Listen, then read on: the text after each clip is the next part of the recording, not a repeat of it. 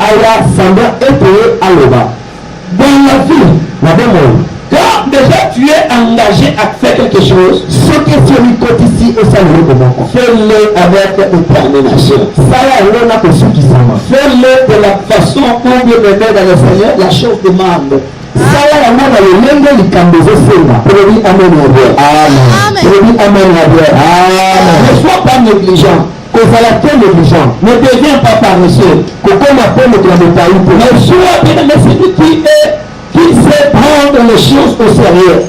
Salam au cœur dit que ça m'a cambré. Il y a beaucoup de chrétiens. Ils ne sont pas bénis. Non pas seulement parce que les démons, les esprits mauvais sont forts. Exactement pour la musique le matin à Bandoki. Mais lui-même, il ne sait pas prendre les choses au sérieux. Parce que Yémoko a évité que ça m'a cambré.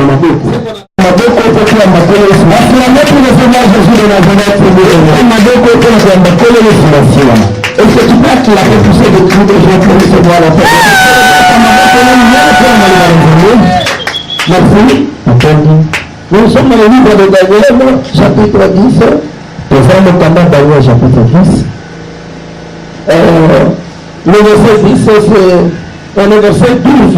C'est là où nous sommes en train de parler et de expliquer quelque chose pour avoir des rapprochés. Je dis le verset 12 au nom du Seigneur Jésus. Amen. La Bible dit, il me dit,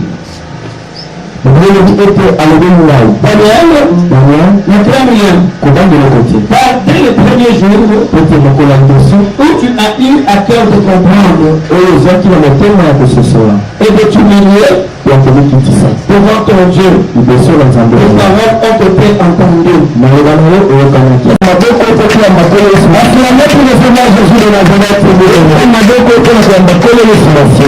Est-ce que tu penses qu'il a repoussé de tout les gens pour recevoir la paix? Merci. Nous sommes dans le livre de Daniel, chapitre 10. Nous sommes notamment dans Daniel, chapitre 10.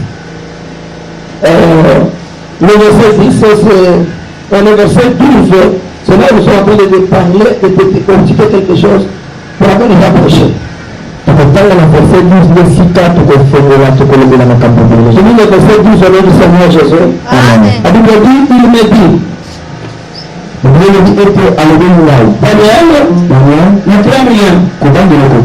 Dès le premier jour où tu as eu à cœur de comprendre et de t'humilier devant ton Dieu, les paroles ont été entendues. Et c'est à cause de tes paroles que je viens. Amen. Amen. Que Dieu vous bénisse. Nous acclamons aussi en nous mettant pour la gloire du Seigneur. Je voulais que tu sois concentré ce matin. La nouvelle va la part des consacrés. Je t'annonce ce matin pour que le Dieu repose ton nom. Une parole qui fait la vie de nous. Je demande de te donner toute distraction. Sois concentré. Regarde le pasteur. Je vais t'expliquer les choses. Peut-être depuis que tu as commencé à prier, tu n'as pas eu la chance, bien aimé, de les entendre. Pourquoi je te demanderais d'écouter, bien aimé, avec attention. Vous avez les chrétiens aujourd'hui, nous sommes habitués à beaucoup prier. Et aussi on fait beaucoup de sacrifices. Mais ce qu'on a observé, on fait beaucoup de sacrifices. Nous avons peu de réponses, peu d'exaucement, peu de récompenses.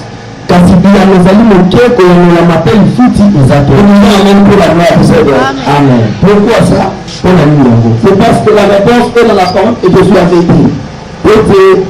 Et à les enfants, on le sur le bâtiment. Il a dit à ses disciples, vous ne trouvez pas, parce que vous priez comment? Pour que nous sommes de la main. Nous sommes en train de faire un effort dans notre église. Pour enlever ce mal-là. Pour la kaka, le mal-là, vous parce que vous priez mal, nous voulons enlever ce mal. Pour enlever le mal, ce n'est pas l'enseignement. Nous devons connaître comment faire les choses. Est-ce que vous m'entendez? Nous voulons bien faire les choses telles qu'elles sont. Quand j'ai prêché la formation, déjà l'église, c'est là qu'il est tombé. En Éphésiens, la Bible dit, vous devez vous regarder de toutes les armes matérielles. Et Seigneur, on ne peut pas laisser aucune arme. Et dit qu'on devait être autotique à ta côté. Toujours en Éphésiens, la Bible dit encore, nous devons tout faire. Et Seigneur, tout faire, tenir ferme, pour tout surmonter. Pour la collecte. Il n'y a pas d'autre chose qu'on peut dire que non, on a un médicament, nous devons tout surmonter. Et ça, c'est le camon que le bâtiment est là pour contacter. C'est bien le camon. Cela veut dire quoi? Même quand nous prions, nous devons faire un effort de mieux prier. Et c'est que le message ça m'a cassé au bon de la maladie. Arriver à la perfection. Et ce que nous faisons. Et c'est comme ça que le Seigneur va nous bénir. Quand je prêche notre église, je demande à nos fidèles de s'éloigner de la prostration. Qui est déjà venu au Seigneur. Mais il ne faut pas être comme si tu es en train de tenter d'essayer. Non, tu es déjà venu au Seigneur. Est-ce que vous m'entendez? Beaucoup de gens font ce qu'on appelle l'ironie, l'hypocrisie, et ce qui n'est pas bien. Ça veut dire que quelqu'un fait semblant. Il fait semblant d'être, il fait semblant de venir. Il fait semblant d'agir bien de dans le Seigneur.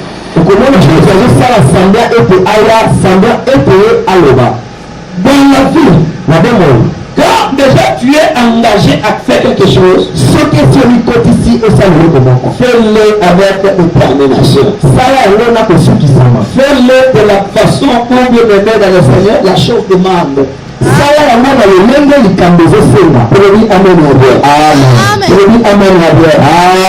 sois pas négligent.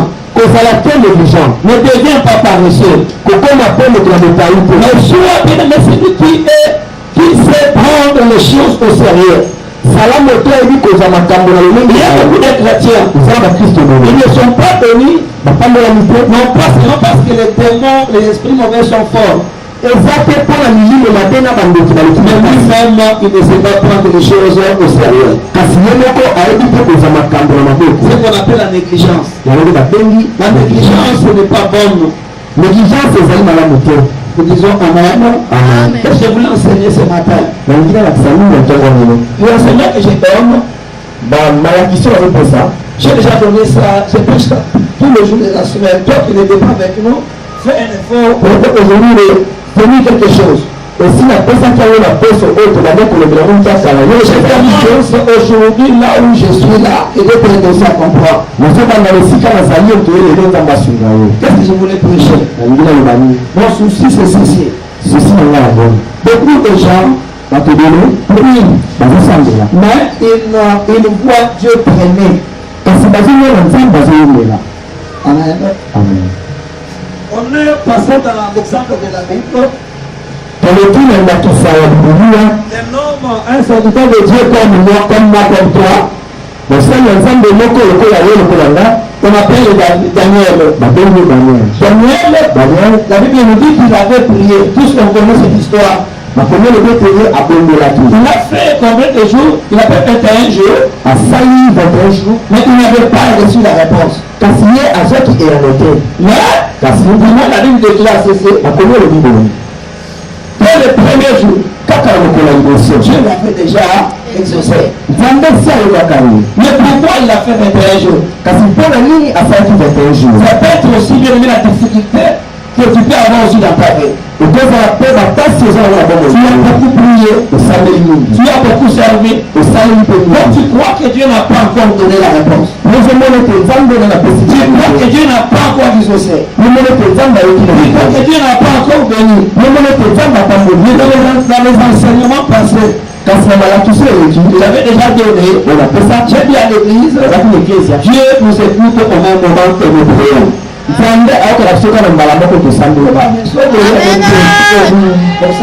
la foi. Amen. Quand on demande à Dieu, Dieu nous donne.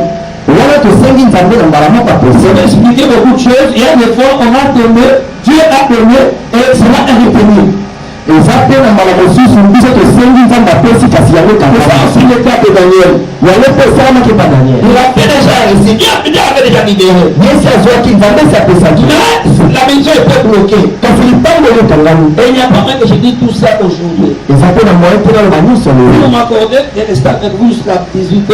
Je vais tout dire et je sais, je ne vais pas me fatiguer. Je vais toujours là en train de parler pour la gloire de Dieu. Ceux qui ne peuvent pas le bâtiment 18h, on a mis jusqu'à 18h, comme ça. C'est pourquoi ce matin, je voulais parler sur une chose. La Bible dit dans le verset 12, Dieu a envoyé son ange. Zambé a-t-il ange auprès de Daniel pour lui donner la réponse de Dieu. Et qu'est-ce qu'il a dit? Il a dit ceci à Daniel. Dès que toi tu as eu à cœur de comprendre, dès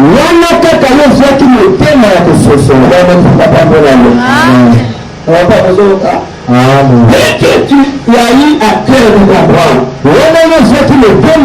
dès que tu as eu à cœur de t'humilier, beaucoup de pasteurs nous ont prêché ceci. Que dès le premier jour que tu as prié, la Bible ne dit pas ça. La Bible dit, dès le premier jour que tu as fait quoi? Que tu as eu à cœur. Tu as eu à cœur.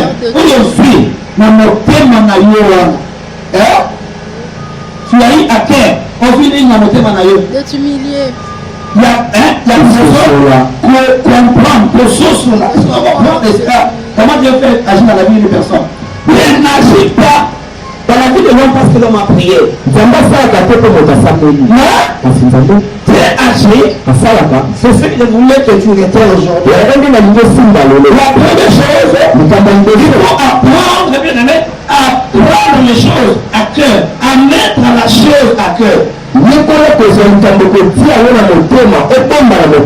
dis à Daniel que tu as eu à cœur à comprendre. Ça veut dire quoi? D'abord mettre à cœur, comprendre ce qu'on a mis à cœur, et après la menace est arrivée à prier. Beaucoup de gens prient.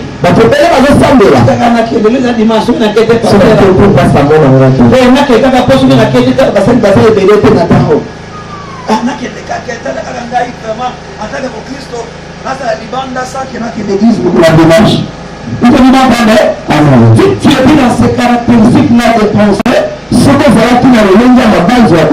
Tu ne peux pas toucher à la bénédiction de Dieu. Nous devons apprendre à mettre à cœur ce que nous faisons. Nous devons apprendre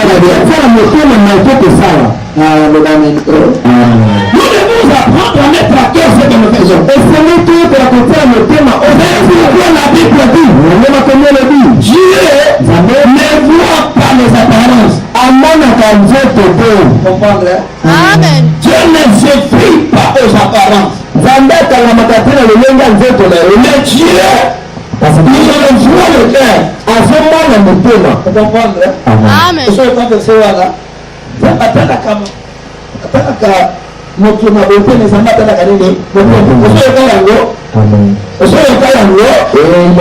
nous avez compris pourquoi Dieu voit le cœur. Dieu voit le cœur.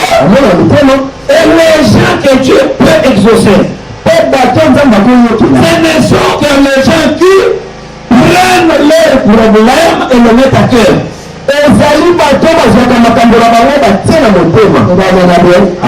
Est-ce que vous avez bien? C'est toujours de bonne habitude de mettre les choses à cœur. Ce que nous faisons comme ça, il partir de cet enseignement, on apprend à mettre une doléance à cœur. Qu'est-ce qu'on va remarquer chez les gens aujourd'hui?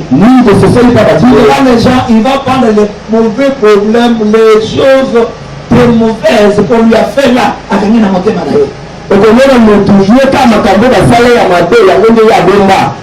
Et la personne a mis ça à cœur. Vous m'entendez? Alors, c'est qu'on peut mettre à cœur et que vous faire le thème. Ce n'est pas le mal qu'on nous a fait. Si tu mets le mal dans ton cœur, ça se fait une prison dans ton cœur. Mais quand tu demandes à Dieu, Dieu ne te cessera pas. Dieu n'agira pas dans ta prière. Pour que Dieu agisse dans ta prière, on ne peut pas faire une bonne nuit. On va priver ton cœur, lui, sans prison. Et c'est lui qui me demande la tombe à faire la boule. Quand tu enfermes quelqu'un dans ton cœur, c'est qui est ta vie de la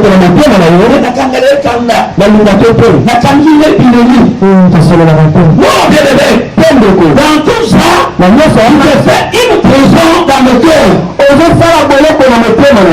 cette prison-là, au lieu que Dieu entre, Dieu n'aura pas, Jésus n'aura pas la place d'entrer dans ton cœur. Pourquoi?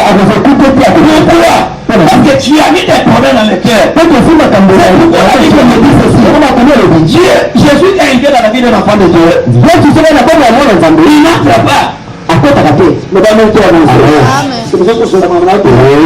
Jésus n'entre pas. Jésus a le pouvoir. Mais il n'a pas le pouvoir d'entrer Michel dans ton cœur. Amen. Il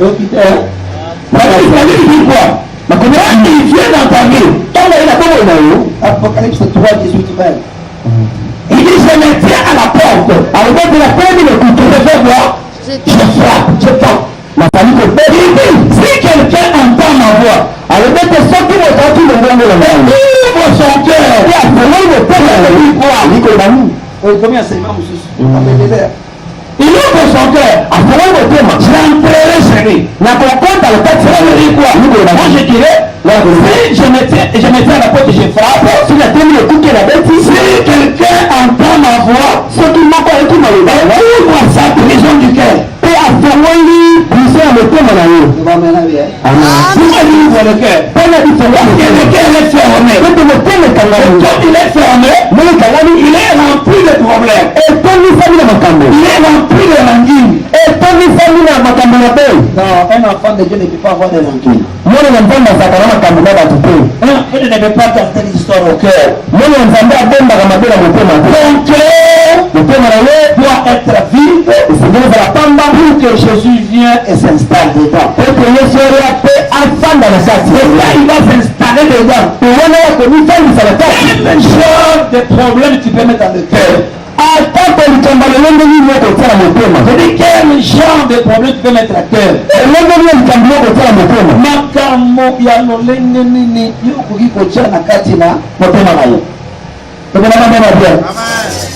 Les choses que tu veux mettre à cœur sont les choses qui viennent par l'infidélité. Ce ne sont pas les choses que les gens t'ont fait. La Bible dit ceci. Le mal que j'ai vu, le mal que j'ai fait, le mal que j'ai entendu, il y a une place où je dois les écrire. C'est où? Qui connaît? C'est dans les sables. Pourquoi dans les sables? Parce que dans les sables, ça va s'effacer facilement. Mais le bien que j'ai vu, le bien que j'ai fait, le bien, je dois l'écrire dans mon cœur. Pour que ça reste dans mon cœur. Pour que ça reste dans ma vie. Et non, Jésus viendra. Il va me bien dans mon cœur. Amen. Est-ce que vous comprenez? Amen. Non, c'est très compliqué. Il y a beaucoup de choses qu'il faut apprendre. C'est que tu es là.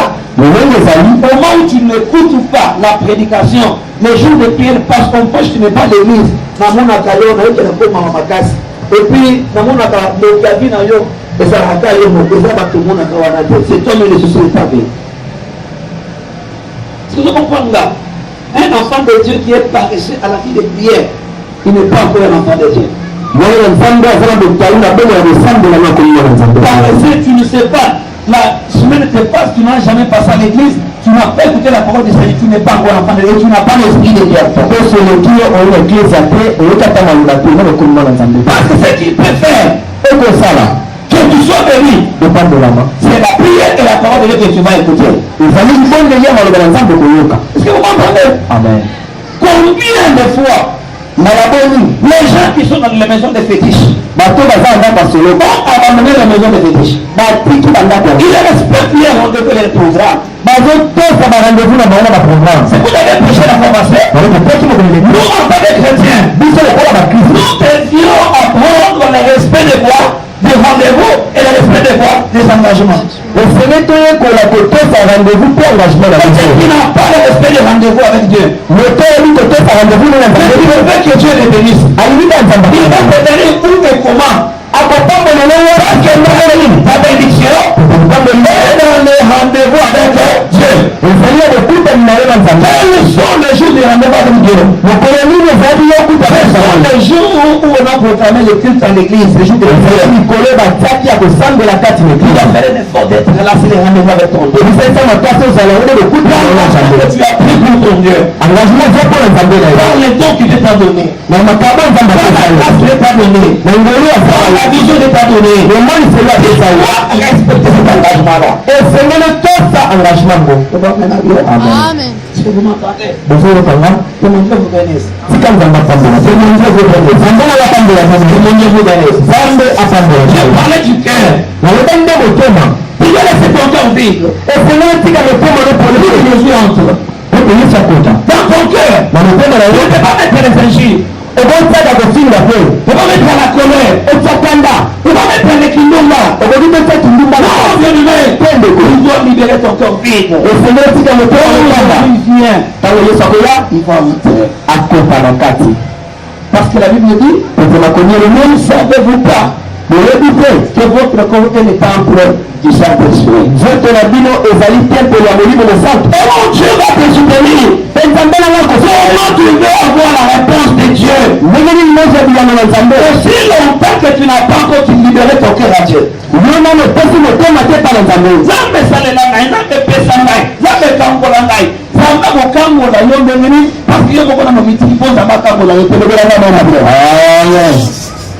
Et dans tout ça, monte, démon, l'ombre, Kende. Non, pardon, si tu as problème, c'est que tu arrives à comprendre.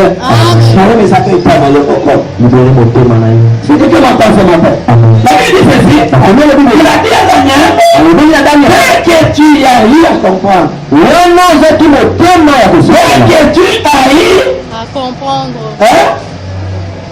On a cité les cœurs, on a venu. On a cité les cœurs, on a venu. Dès que tu es à de comprendre. Dès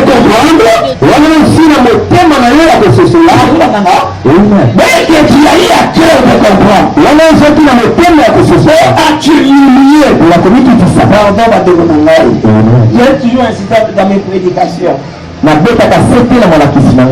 Jamais si tu n'as pas compris la bénédiction, tu ne peux pas aussi avoir la bénédiction. Ce que ce sont les pambolité au côté de Simba. Ça me pambolanga est bien, mais toi-même comprends la bénédiction. On parle de la compréhension.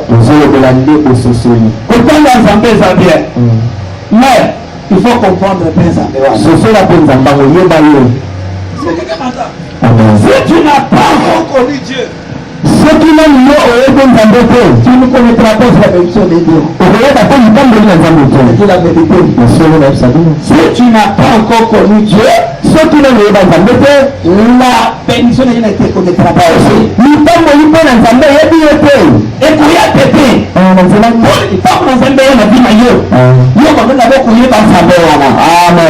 Quand on vient à Dieu, on vise pas la bénédiction d'abord. On vise d'abord Dieu lui-même. Pour les chrétiens qui visent la bénédiction, ils sont dans des erreurs. Toutes les églises qui montrent aux enfants de Dieu la bénédiction en première position. L'église c'est la savante de quand il tente de donner la bénédiction, il met dans des honneurs. On vient à l'église, on doit nous montrer Dieu. Et Seigneur, par la satisfaction de Dieu, quand on connaît Dieu, on peut trouver dans Dieu, maintenant va nous donner. Dans le cas, on peut prendre la vision. Nous nous avons la même tête. Nous nous avons la cima. Il y a $. Encore quand même, madame Aboete. Vous ne connaissez pas $1,000. Amen. Vous êtes béni. Amen. Parce que Théa. Il y a $1,000 dans le sang. Théa. Vous attendez du bal. Théa. Papa. On ne peut pas se le faire. Théa. Il va dire à nous en deux. Ah, c'est quand même qu'on fait la kimia. La bande de Sayo. Amen, l'église. Amen. C'est que tu as eu à mettre à cœur. On a eu ici à côté dans le thème. Tu as eu à cœur de comprendre. C'est le thème que c'est cela. C'est qu'on peut comprendre. Amen. Avant de prier, il faut d'abord mettre à cœur, comprendre ce que tu vas faire. Et si nous mettons le thème que c'est cela, nous le constatons. J'avais dit pour qu'on comprenne ce chapitre verset-là, nous allons retourner au verset 1er. Et Seigneur qui nous ouvre la verset à Yambo. Pour que vous compreniez, pour la verset cela. Ce qui est avec nous, le jeudi avait compris, on avait déjà commencé, on avait dit ceci. Troisième but à la Suisse, loin de penser, une parole qui revenait à Daniel. Nous demandons de penser à Daniel. Comme le nom d'un testat. Et la demande de l'État. Cette parole, qui est véritable, et c'est solo, annonce une grande calamité. Et ça dit que tel Samaloma Moko Datia. Amen. La Bible dit, on le dit une parole. Il est dans mon compte. On n'a pas dit beaucoup de fois. Une seule parole. Dans le but, il est dans mon compte. Vous avez ici des paroles de paroles. La tête est maintenant tous les façons de l'audience. Et comment on met ça, beaucoup de prédication. C'est dit que le candidat de côté. Mais la Bible dit, il sait les paroles. Quand il est dans mon compte, c'est adressé à Daniel. Et bah, le pays Daniel. Et quand on a adressé la parole, le temps parlait Daniel Maloba, la parole parlait de quoi? Maloba est comme des amis. La parole parlait de la calamité. Les amis que le Maloba m'a fait expliquer la calamité. Elle fait une calamité. C'était une guerre contre les enfants d'Israël. Les gens qui tombent qui pour la balle. C'est mauvaise intention par le roi de Perse. Pour combattre la contrée d'Israël. Pour combattre la ville où était l'enfant d'Israël. Les enfants de Dieu. Daniel était un serviteur choisi par Dieu. Et il avait la mission pour renverser le roi de Perse. Tu dois connaître ta mission. Il y a des gens dans cette église. Comment on prie? L'instrument ne donne pas bien là. Mais toi tu t'envoies dans cette église. Le fils qui est pour être partenaire. Il faut que tu saches cela. Même si tu n'as pas l'argent aujourd'hui, mais Dieu va te donner. Tu dois connaître ta mission. La mission par laquelle tu t'es envoyé. Cette mission-là, c'est ce qui va te donner. Il est appelé pour chanter. Prends la vision. Prends la mission. Chante pour le Seigneur. Dieu va te donner. On t'a appelé pour intercéder. Intercède. Sembla de Dieu. C'est ce que Dieu m'a passé ce matin. Amen. Quelle est la mission que tu as? Et tu dois imaginer peut-être aussi l'église. Mais nous sommes dans les clés à Moko. Oh Seigneur, donne-moi. Avant de dire à Dieu, commence d'abord à connaître la mission à laquelle Dieu t'a donné pour cette église-là. Connais la mission. Que Dieu t'a donné pour ce pasteur-là. Nous à la mission pour le pasteur. Il y a les gens qui préparent pour le pasteur, c'est la mission. Dieu l'avait placé dans l'église. Dieu savait bien. Avec la sœur Pelle, il commençait à préparer pour ça. C'est la mission de Dieu. Il y a des gens, ils soutiennent avec son argent. Dieu savait bien. Je l'envoie que tous avec son argent. Mais on ne fait pas notre mission. Mais on nous donner. Dieu ne nous donnera pas parce qu'on a prié. Dieu va nous donner parce qu'on a accompli quoi? La mission. Quelle est la mission pour laquelle cette église est envoyée? Si devant les choses ne marchent pas, mais parce que c'est à toi que Dieu a envoyé pour que les choses marchent. Et pour que tu comprennes bien, il sentira dans ton cœur. Sentira quoi? Une douleur. Quand les choses ne marchent pas là, et que même où Dieu t'a donné la mission, tu verras que tu n'auras pas la peine avec toi. Pourquoi? Parce que ta mission est dans ce domaine-là. Et toi tu sens cela. Lève directement, commence à travailler, accomplis ta mission et Dieu va te donner. Vous m'entendez bien? Amen. Vous m'entendez? Amen. Vous m'entendez? J'ai parlé avec un frère, n'a pas passé, il m'a dit quoi faire? Qui pour la première fois qui était dans notre église. Il m'a dit quoi? J'ai dit, tu as modéré toi-même, tu as tout fait, ça m'a fait mal. Oui, c'est là ta mission. C'est là le travail qu'il est envoyé pour faire avec l'église.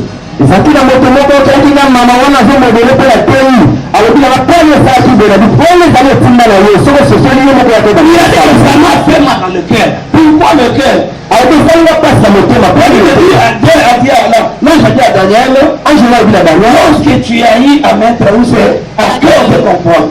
Dans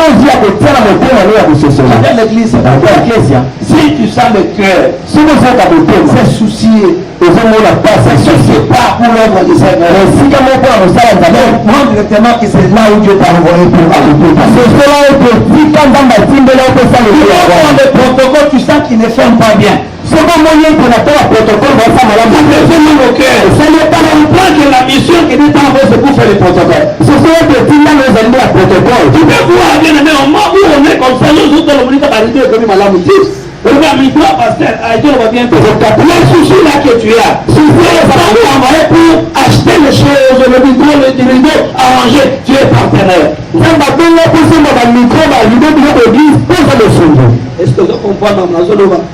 On est retrouvé pour que tu comprends ta grâce, ta mission, bien les dons que Dieu t'a donné. Ça c'est dans le cœur. Parce que je parle du cœur. Je parle de mettre à cœur. Est-ce que je Kanga? Est-ce que je Kanga? Est-ce que je Kanga? Attends pour la parole de Dieu.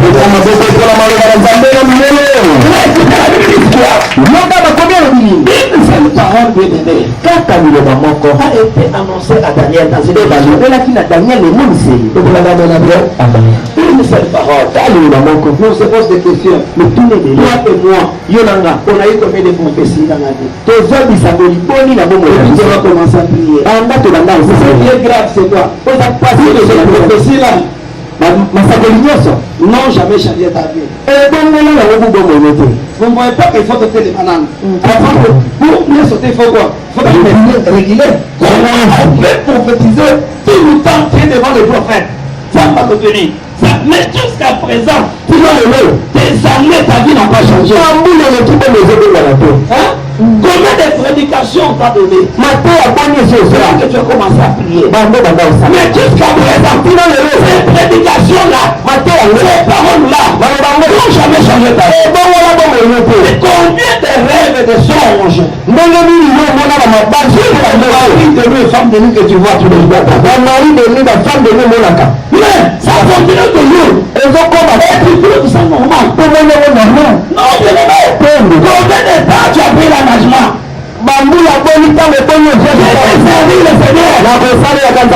J'ai écouté sa parole. Depuis quand est-ce que tu es déjà levé pour le servir? Et c'est pour le moment la bonne personne là. Non, vous dites que Dieu a ça à attendre la caméléon, mais non, je ne sais pas ça. Ce n'est pas qu'il marche lentement, mais c'est nous qui prenons avec lenteur ce que Dieu nous parle. C'est nous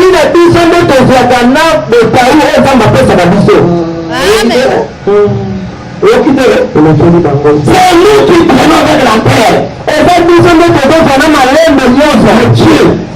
Dieu n'est pas là. On a dit Dieu n'est pas lent. Zambaza kamalem de paix. Il dit Dieu n'est pas lent. Zambaza malem de paix. Mais celui qui prenons ses orientations avec la terre. Bisone présente ma bénéficie comme la piscine. Avec beaucoup de calculs. Là, ma calcul est donné. Beaucoup d'incitations. Là, ma calcul est donné. Beaucoup d'observations. Daniel a eu seulement une parole. Daniel a dit la parole véritable. Et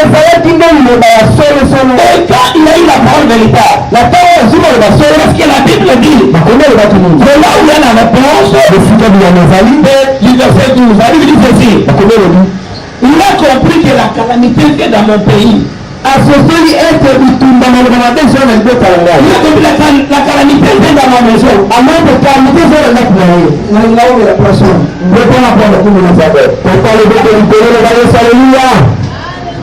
Daniel a compris. Il a entendu la parole de Dieu. Il a prononcé parole de la calamité. Combien de fois on t'a parlé pour ta souffrance? Combien de fois on t'a parlé pour ta pauvreté? Combien de fois on t'a parlé pour ta maladie? Combien de fois on t'a parlé de le Seigneur pour la difficulté de ta maison? Tu trouves à un enfant de Dieu. On dit que la mort vient dans ta vie. La mort vient dans ta famille. La mort vient dans ta parcelle. Et tu sens cet enfant de Dieu nourrit ce message. Aujourd'hui on a dit à tout le peuple du monde entier. On a dit quoi? Jésus revient bientôt. Mais ça ne savent pas prendre au sérieux cette parole. Peut-être diront, depuis qu'on a dit il revient bientôt. Mon père était en vie. Mon grand-père était en vie. Non, bien-aimé, ça c'est la parole véritable de Dieu. C'est la parole véritable de Dieu. Dieu, ça traîne ou pas. Mais toi, en fait, qu'un enfant de Dieu, tu dois prononcer cette parole. Parce que la parole de Dieu, toutes les paroles des hommes peuvent manquer. Peuvent être négligées. La parole de Dieu, pour un enfant de Dieu, pour un serviteur de Dieu, ne peut jamais négliger la parole de Dieu. Que Dieu t'annonce. Le prophète. Dans ta vision, tu dois lire que tu as eu une vision de la parole. Dans la prédication de ton parole. En train de lire la vie de toi-même. Une inspiration que une révélation qui t'a donné toi-même. Le prendre cela au sérieux. Le Seigneur va cela. Amen. Il doit respecter cela de toi-même. Si vous comprenez. Daniel a compris. Daniel a cessé. Et puis tu me joues à la carte de l'hypothèse. Et il a vérifié, il a dit. C'est moi que Dieu a élevé dans ce pays. Pour remplacer le roi de qui? Pour accompagner vos contacteurs.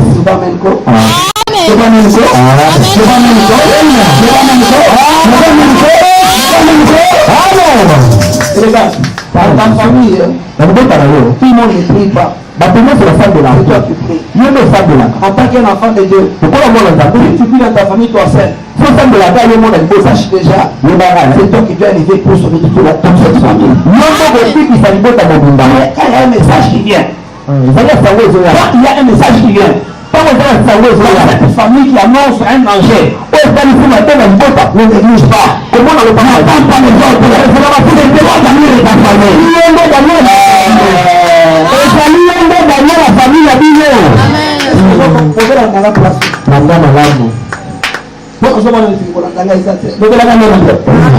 c'est pour la famille de ta famille.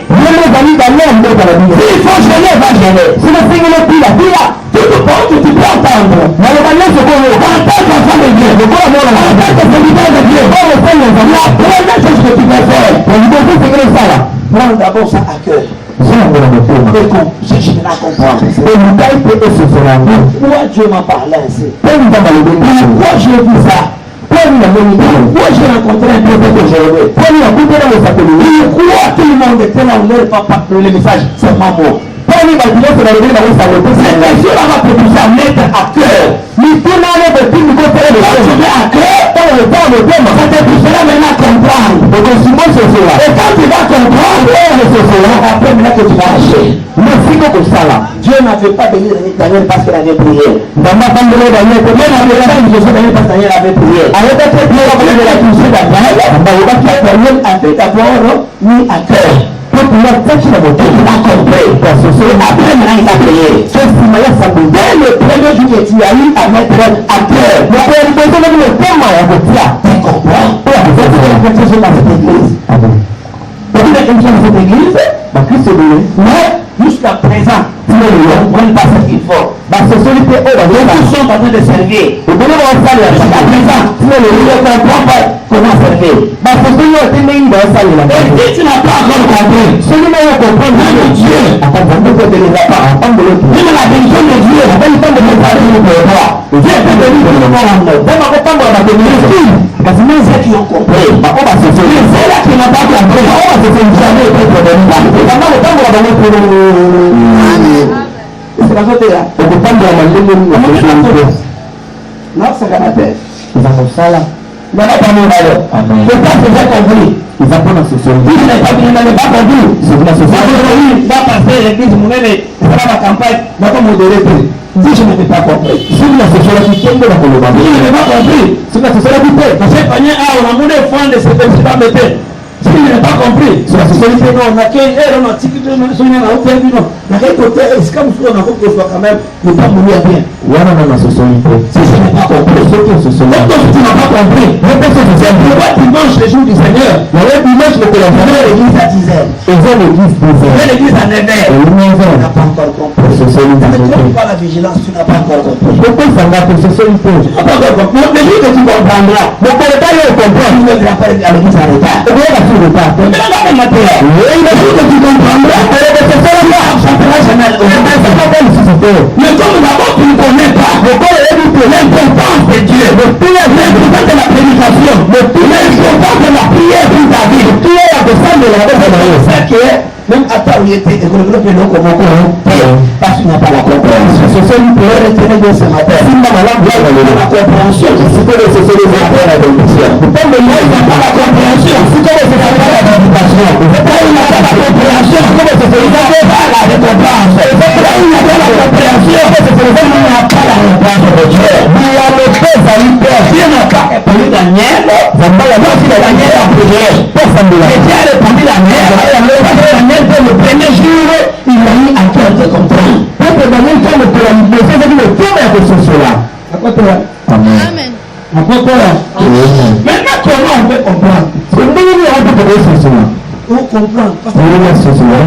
Mais comment on peut comprendre? Amen, Église. Amen. Là, tu suis au verset 27. Là, tu suis toujours au verset premier là. Il dit ceci. On a annoncé une grande calamité. La Bible dit, il fut attentif à cette parole. Il fut attentif à cette parole. Amen.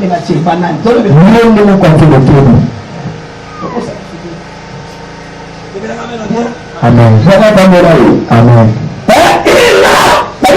Il fut attentif à cette parole. Après le cœur de la malévole, il a donné dans le Seigneur. Au moment où la parole sort de Dieu, la parole malévole pas d'ambition.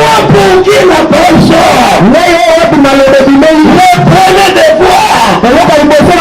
Je dois mettre de l'attention à la parole. Amen. Quelqu'un à l'église. Le pasteur prêche. Il est en train de dominer des hommes. Il fait des somnoleurs.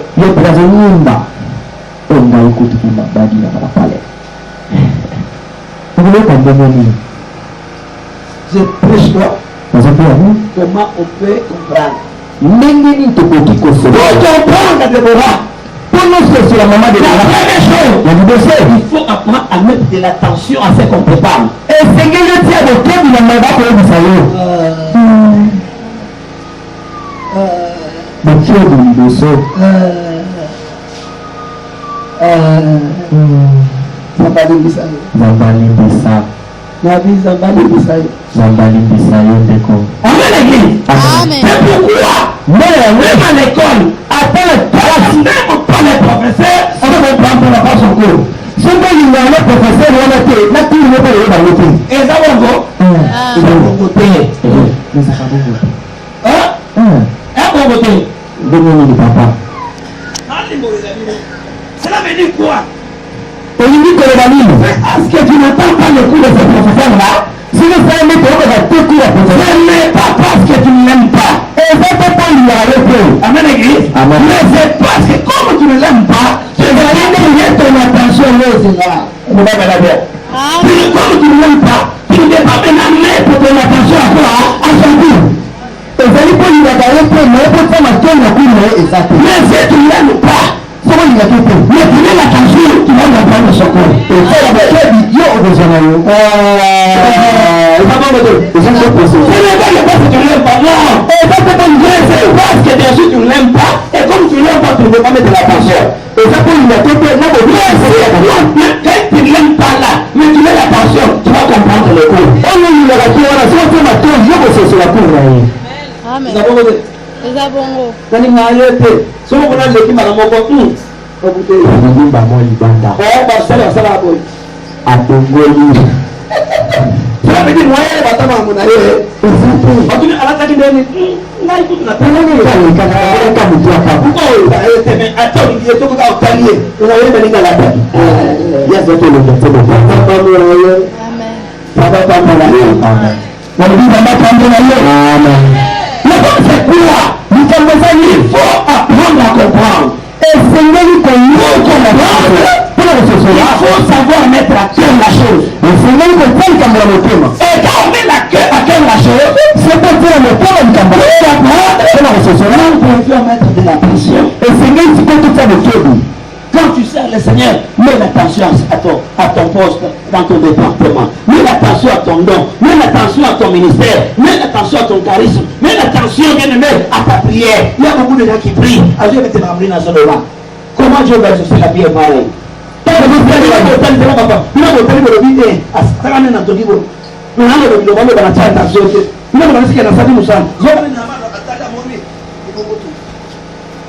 C'est comme ça que les gens vivent dans l'église. Ils ont templé, parce que les génération, mais la Bible ne pas. Parce qu'ils ne sont pas dans les normes des choses que ça va se faire. Bazalike na nzela ya matambulelo ezosalema. C'est compris? Amen. D'ailleurs, on met l'attention à ta parole. D'ailleurs, c'est le thème Et je réponds à ta vie maintenant. Pour la vraie que Il y a entendu beaucoup de prophéties, beaucoup de prédications, kama ça peut le payer beaucoup de visions, beaucoup de motos, et ça fait que c'est répété quand le moment. Pourquoi? Parce que tu n'avais pas le savoir de mettre l'attention. Là, mon gars, entends bien. Si on te bien, tu vas changer. Ils ont compté.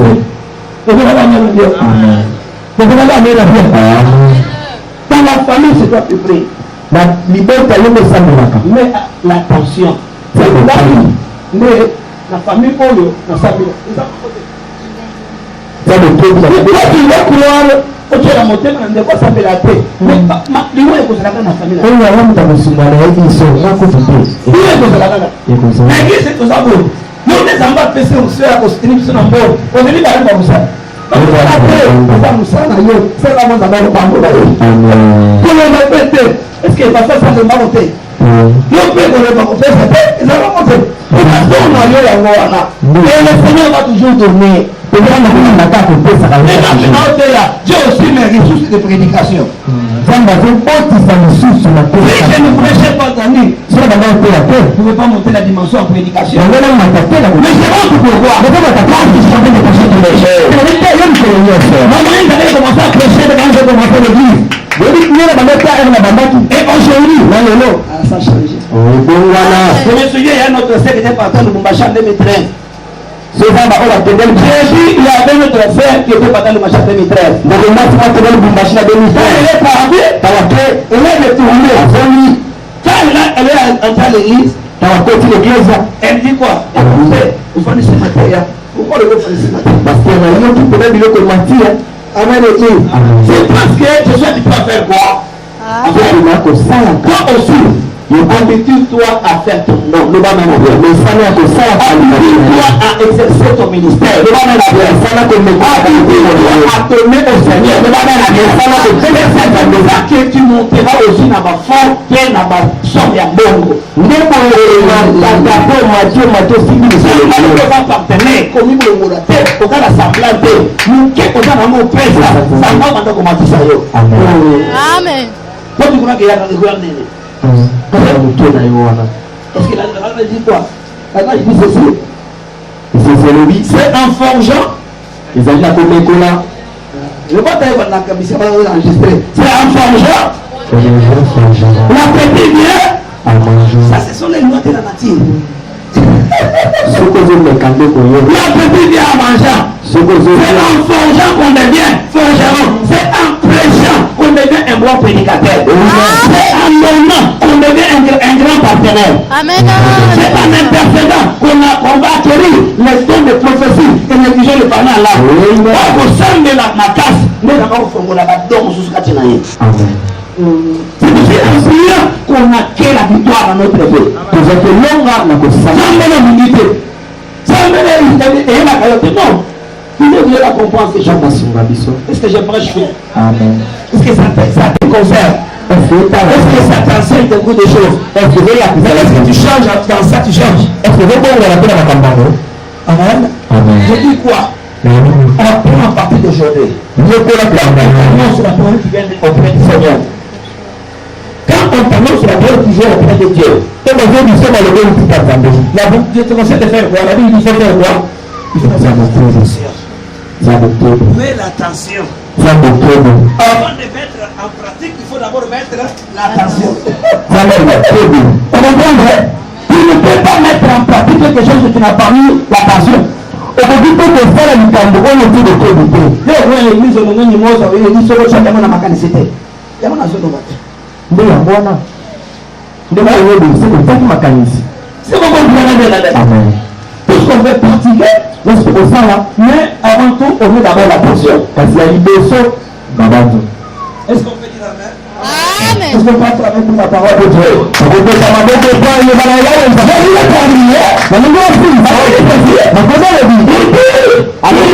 Attentif à cette parole. Moi, c'est mon début dans ma vie. Et il y de l'intelligence de la vision. Et Azuma Yele Yako. Amen. Nous va mener la bière. Amen. Nous va mener la bière. Amen. Nous va mener la bière. Amen. Nous va mener la bière. Amen. Vous comprenez comment ça part? Maintenant, comment on peut acquérir l'intelligence? Même si on peut le Zamaïen. Mon Zamaïen était. Mon Zamaïen était. Soit que Zamaïen était. Même si Zamaïen le meilleur Zamaïen était. Il dit ceci. Comme il était attentif. La Bible déclare, c'est à ce moment-là qu'il y a de l'intelligence à la vision. Mais on peut avoir l'intelligence quand on met de l'attention à quelque chose. Tu comprends? Quand on dit que quelqu'un n'est pas intelligent, c'est quelqu'un qui n'a pas l'habitude de mettre l'attention à des choses. Et ça lui fait le thème de la Tambo. C'est pas même dans la Tambo d'ailleurs. Le pas du papa Tambo d'ailleurs. C'est pas les mots de la Tambo d'ailleurs. Le taillé, le dernier même d'ailleurs. Papa c'est taillé. Taillé. Elle est taillée. Là, tu peux taillé. On fait des exemples. Il faut pas faire ça. Le dernier même d'ailleurs. Est-ce qu'il y a quelqu'un qui m'a taillé? Non. Pourquoi? Attends, on va faire. Il y a pas de ça.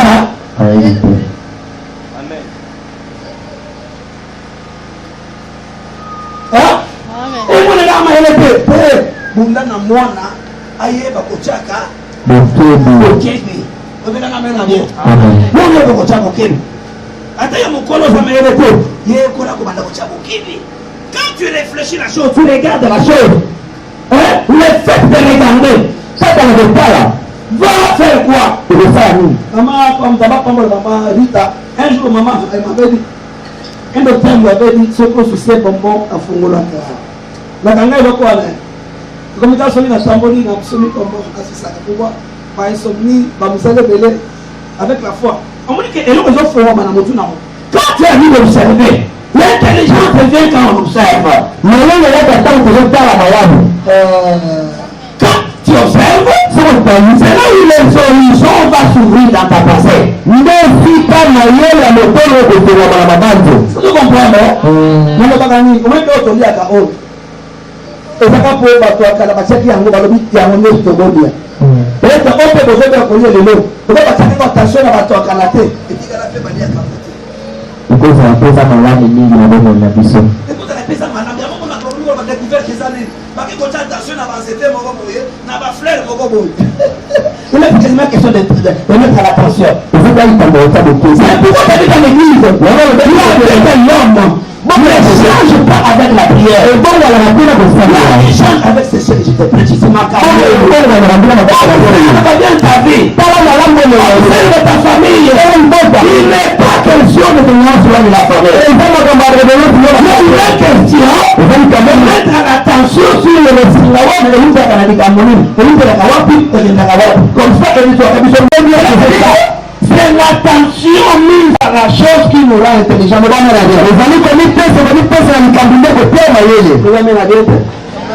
C'est l'attention mise à la chose qui nous rend intelligent. Ce qui nous donne l'intelligence, Mamouani, et ça, on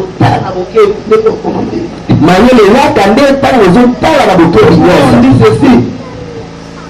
C'est pourquoi on dit, quand on étudie, il faut faire quoi? Pour savoir. Et c'est mieux que Zongi. Il faut remettre l'attention à la bataille selon la classe. Dans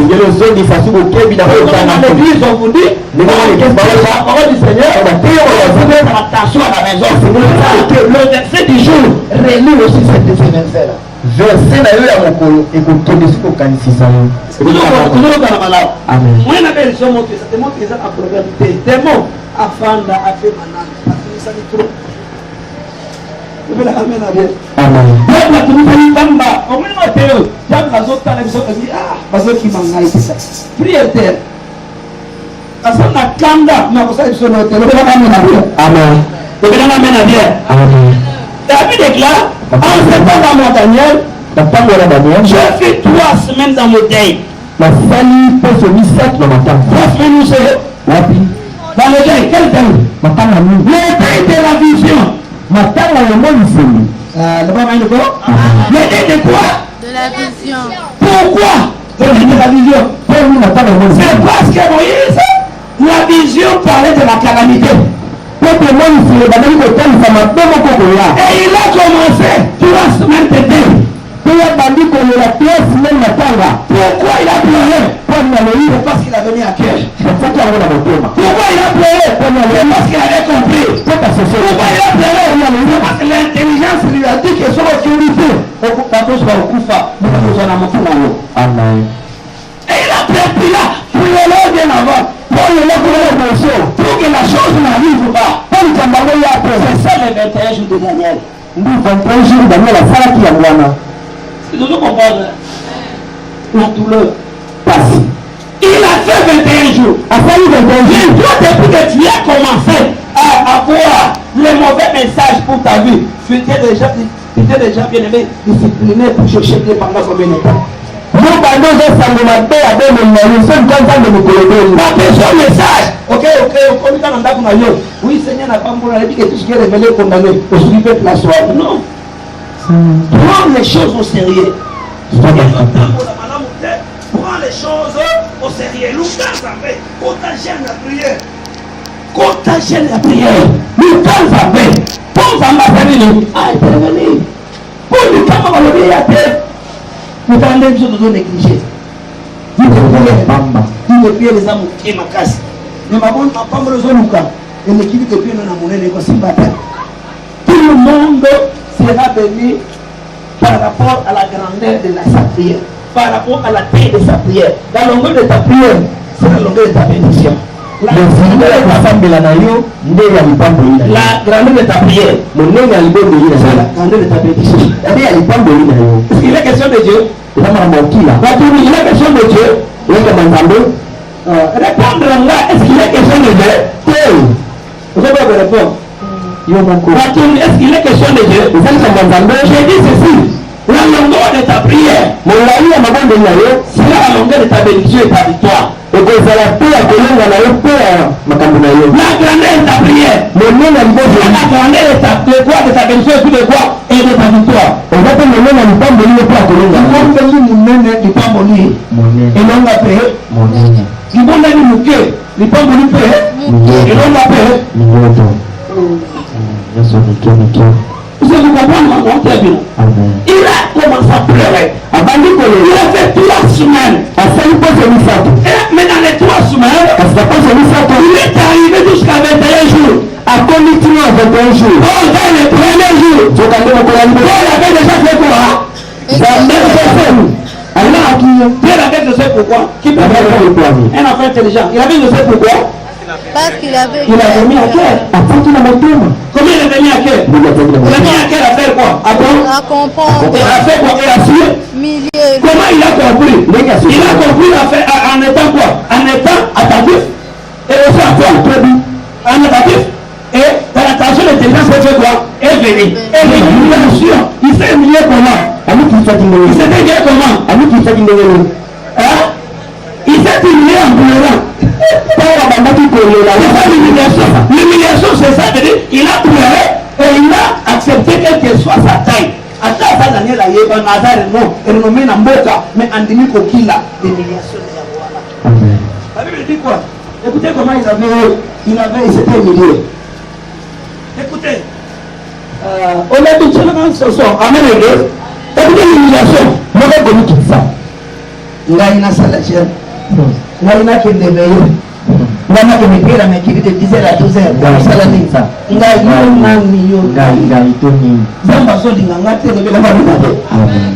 l'église.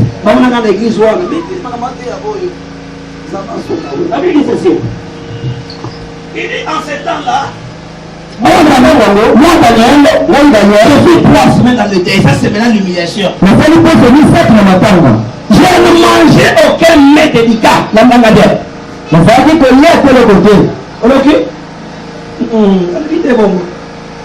mangeais aucun mets délicat. Et il me l'a dit.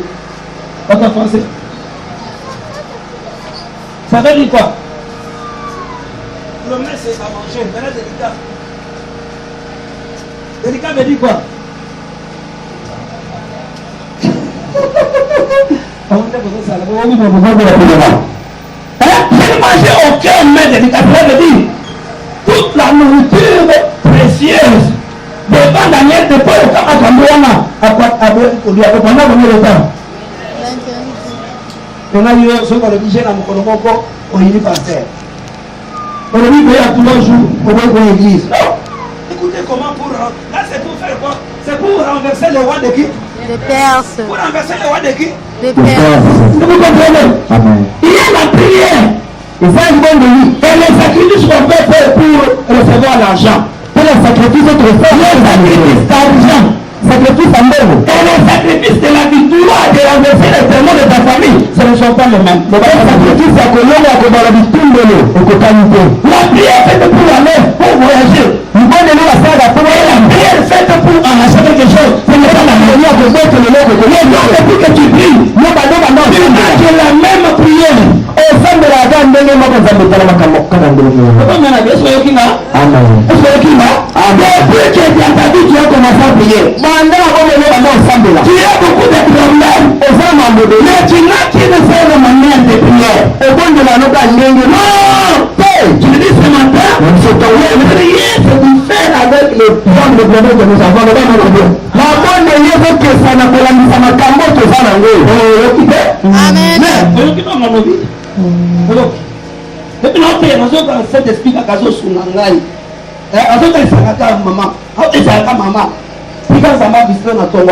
Amen. La vraiment solo grâce moko eza motema na yo nzambe apesa yo mobelanga mana bien mpona kundisaka na otera mona kaka nzambe ozolisaka yo na kati na mémoire na ngai mekamena mpe matambola yo simba malamu matambola prière du faire avec quoi avec les gens et les types de problèmes que nous avons mabongo nokokosana na molingi ya matambo tokutani na ope okosana yango est-ce que boyokinga yo Amen.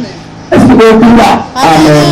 le sacrifice du frère par rapport au problème que nous avons ndeka te tozeli kolambisa makambo eza nango nous devons nous libérer osekotomipika il n'a pas mangé le lait délicat pendant 3 semaines aliaki te biloko ya motia bakomi le bible il n'entra ni viande ni vin dans ma bouche ata osili ata masanga ya vino ezaki okota mpe na monoko na ngai vous comprendre là peut-être pour faire quoi pour renverser le roi mais il faut renverser la perse kana nakaka fufu balambi te osiliki bandako aboyinga na lingaka yango te nakakende kwa nanga moko tolaliaka chaque jour mobala beso te kanda yo mobala ndeni oyo nakataka ndima ntango wana benano okoma te epuis na ndima yo kuti banalinga ntango nanga liboso wana eza question mobali te la question ya koyeba quel type de problème tu as et quel genre de prière que tu dois faire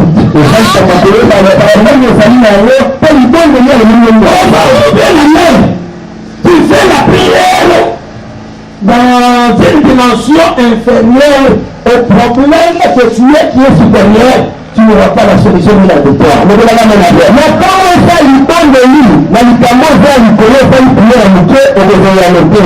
C'est vous comprendre. Amen. C'est vous comprendre. Amen. Commencez d'abord à observer votre vie. Maintenant, on ne peut pas avoir des paroles qu'il y a. Vous comprenez les gens des paroles qu'il y a. Vous comprenez les gens. Quel est le type de prière qui peut faire tout ce problème? Bon, de lui, le ressort après le Kambango. Oui. Jésus, c'est pourquoi Jésus avait dit quoi? À ses disciples, il a dit ce type, ce genre de témoin. Le longue, la musique de Babé, on les réponses à l'essor. Pas que ça, il va dire que comment? C'est pas les gènes. C'est pourquoi les gènes. C'est pourquoi ça la gêne, c'est pour ça la gêne, mon frère. Pourquoi? Parce que renversement, il y a des témoins, il y a des légumes. Il faut que vous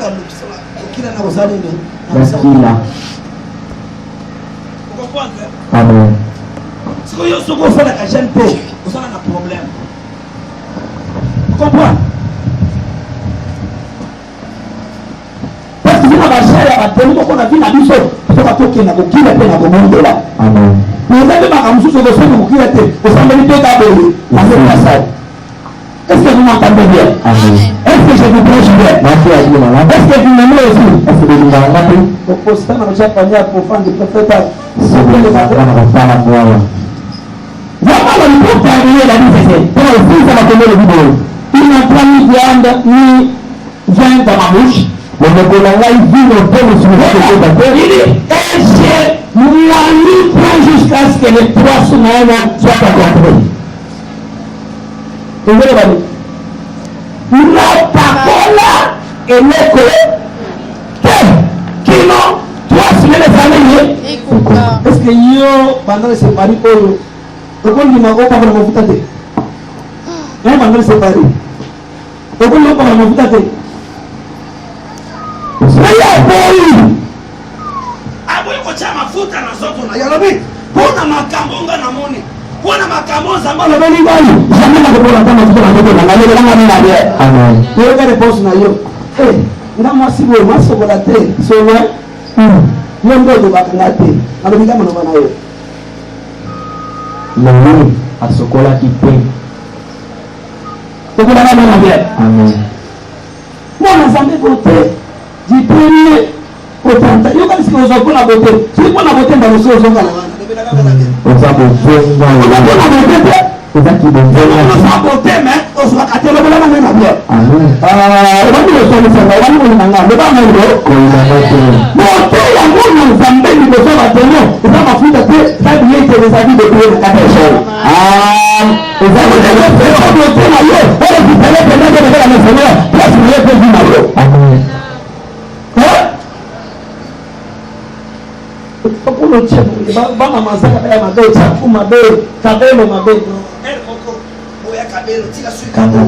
Toi qui t'emballes la tienne à mon tour pendant autant de jours, autant de choses à mon ça. Tu le veux la main à bien. Amen. Tu le veux la main à bien. Amen. Tu le veux la main à bien. Oui. Tu le veux la main à bien. Amen. Tu peux m'arrêter par là, non? Ah bon, ça fait pas. Pour le temps, quand même, tu peux parler. Le Seigneur vous avez compris. Amen. Le mardi ne t'attend pas parce qu'on va continuer là-bas. Mardi qu'on s'en a fait pour te bander là. Ah, comment dire vous devez aussi. Vous avez la femme de la vie. Comment dire vous devez aussi. De ta femme à beaucoup de numéros pour la numéro. Tu sais comme tu veux t'en changer la numéro. Comment dire vous devez faire ça dans la vie. Vous devez faire le chemin dans sa vie de l'année. Est-ce que tu as compris l'enseignement? Et c'est celui dans la système. Je n'ai pas de regret à te donner. Pour donner une protection de la regret présentée. Mais toi-même, tu sais ce que je parlais. Je vais te le dire dans la prédication, tu sais ce que tu as compris. Toi, il avait dit aussi. Tu te lèves de lui là. Le matin, au famille.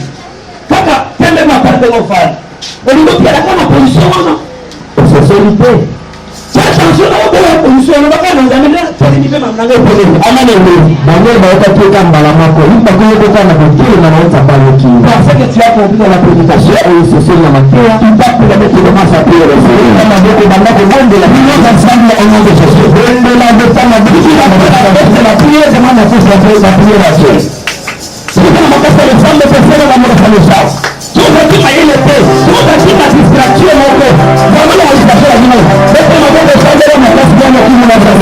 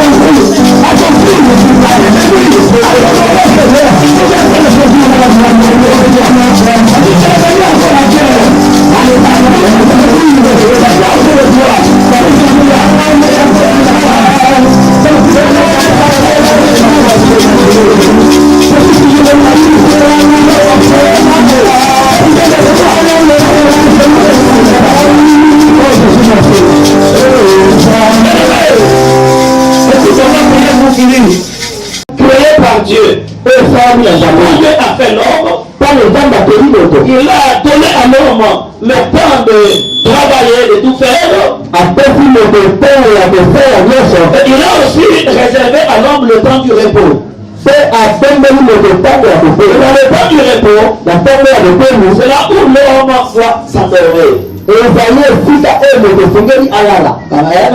Après le sommeil normal, mais le sommeil que nous sommes en train de parler, au moment où nous parlons de l'église de réveil, cela veut dire les gens qui sont réveillés, mais le réveil là est spirituel. C'est qu'on peut dire en lingala, bateau baza kasa kasa.